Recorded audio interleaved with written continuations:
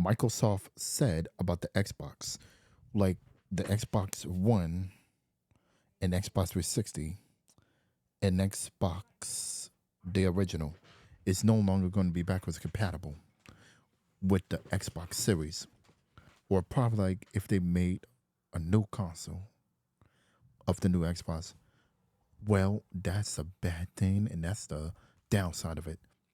You're supposed to have all the games backwards compatible on the new current console, but when the Xbox 360 came out, you only have like temporary original Xbox games be able to play it.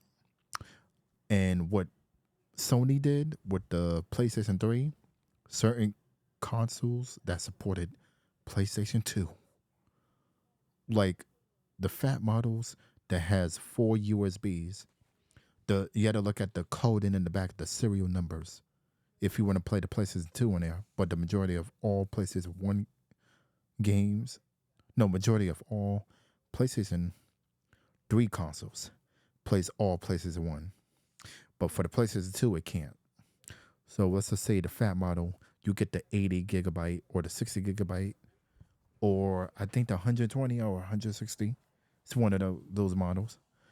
The Super Slim cannot support PlayStation 2, and it's kind of hard to like probably like jailbreak it so you could do emulators and get some games you wanted. But you could get the Slim model instead of the Super Slim. Slim model, you can play PlayStation 2 games. You had to look at the models. You had to look on the website which model that actually plays it.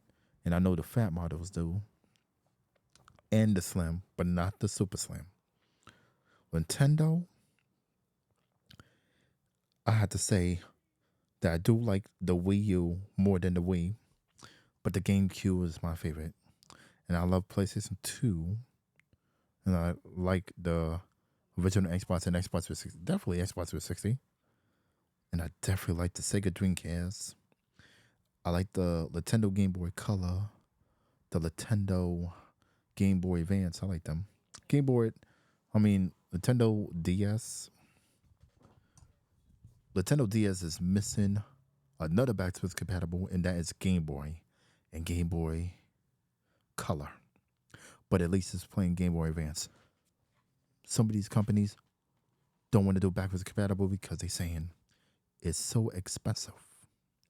If it's so expensive, then you know your console is selling very well, right? It's selling very well. If you want your console to sell more, put backwards compatible on all of them. Like what Sony, you did with that PlayStation 2 to play all PlayStation 1 games. And then Microsoft kind of made a mistake on Xbox 360. They only play like some and certain original Xbox games on there. And same thing when you had the Xbox One came out. Xbox One came out, it plays some Xbox 360 games, certain ones, not all of them. PlayStation 5 came out from Sony. They play all the PlayStation 4 games, majority of the PlayStation 4 games. And also about the regions, like everything needs to be region 0. Region 0, which means regions free. But if it's on regions 1, that's in America. Regions 2, that's United Kingdom and Europe. I think Japan is regions 4 or regions 5. And probably Australia is like number 6 or 7, probably in between. Everything needs to be region 0. Same thing with the DVD players. DVD players. So you got movies and TV shows you want to watch on DVD. You got to be in a certain region to get it on your DVD. So your DVD needs to be region 0. But it's on regions 1, but you got a regions 2 DVD. So I actually got like the regular CDs that play music, I get music from different regions of different countries. And it does not have a region. So if you get a regular CD that plays music, CD-ROM or something, it does not have a region, but it plays everything. And that's a good thing. Act like the backwards compatible of the video games to play all of them on those video game consoles. And also, PlayStation is going to announce, no, Sony's going to announce another, probably like another PlayStation Vita and a PlayStation Portable. Hopefully, it's not going to be like a gimmick again with that back touch. The back touch is nice, but we definitely need those analog sticks to be clicking like L3 and R3. We need the L3 and R3 button, and we need a second bumpers.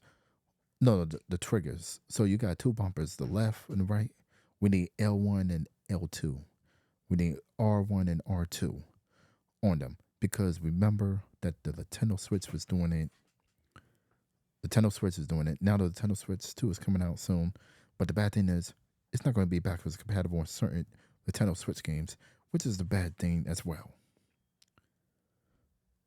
If PlayStation Vita Part 2 or PlayStation Portable 4,000 or 5,000 wants to be the bestseller, you better play something that's better than remote play. Like, you don't need internet connection, but what if you could play the same games that you got on PlayStation 5, like digital stuff, on that handheld? Because we got the Steam Deck, we got the Lenovo. Lenovo got the portable handheld, including Asus got their own handheld too. Lenovo and Asus. I think I want to get that Lenovo. Lenovo is the same thing as the Asus. Both of them run Windows PC. They got the two triggers in the back, the bumper and trigger. So PlayStation needs to think about putting two extra triggers on that handheld, and plus make those Joy-Cons, the Joy analog sticks, to be clickable too, to L3 and R3. Instead of using the back touchpad in the back like they did on the Vita, it's a good idea. It's a smart idea. But I'd rather physical buttons, not touching.